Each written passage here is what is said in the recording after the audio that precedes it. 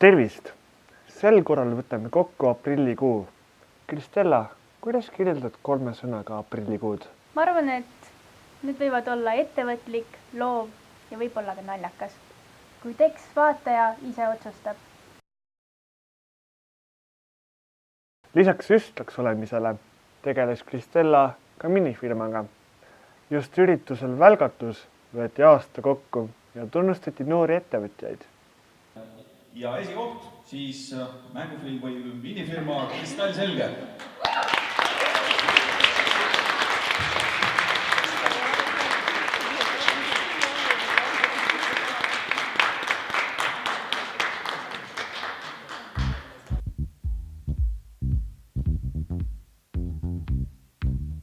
Tere taas! Oleme jälle meediustiga võtteplatsil. Seekord me peatume Mooste folgikojas. Vaatame, mis sellel ilusal päeval küll seal sees toimuma hakkab.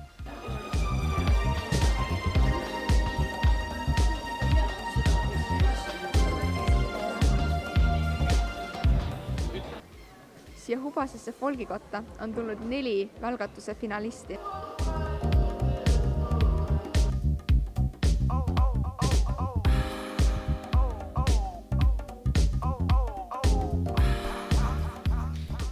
Mis paneb noori sellistes projektides osalema nagu Välgatus?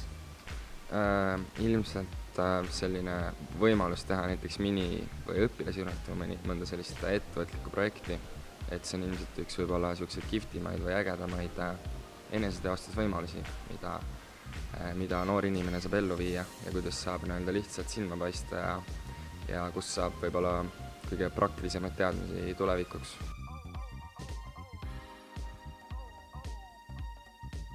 Võitsite esimese koha, kuidas te hetkel tunnete ennast? Suurepäraselt. Väga hästi.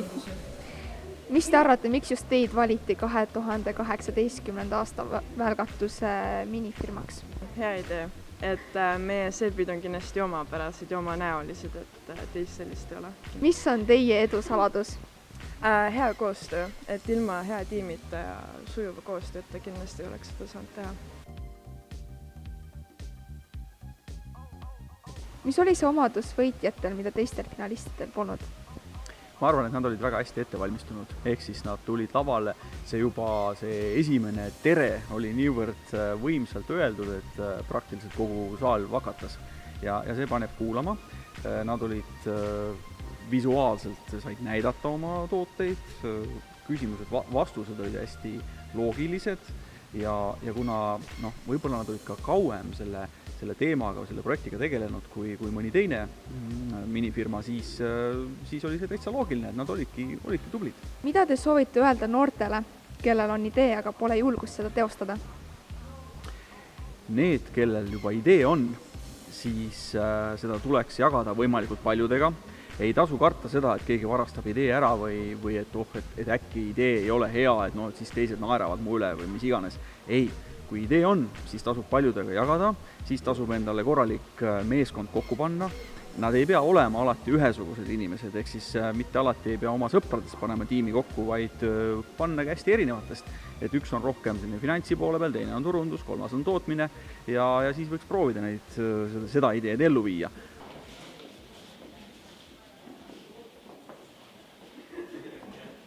Hetk tagasi lõppes siin Moostes Välgatus.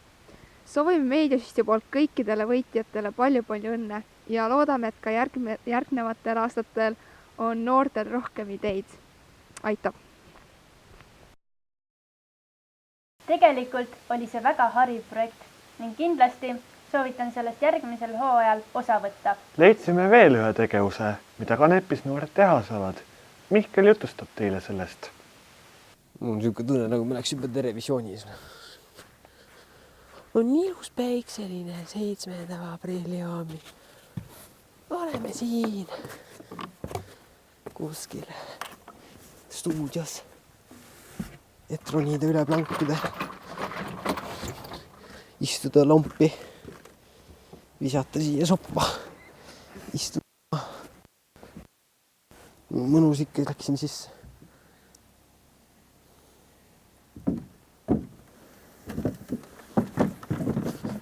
On nii...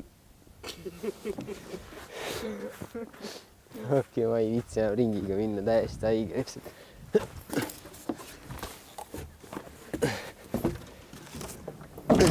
On päikseline 7. aprilli hommik. Oleme tulnud meediasüstiga Kanepi lasteaeda, kus toimub draamaring.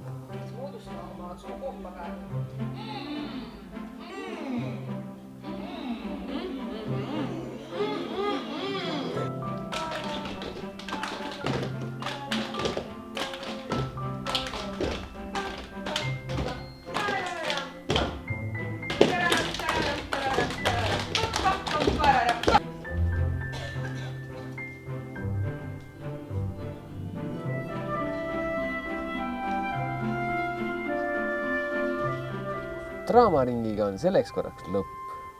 Nüüd me paneme enda tehnika kokku ja liigume edasi Põlvasse, kus on meie meediaruum.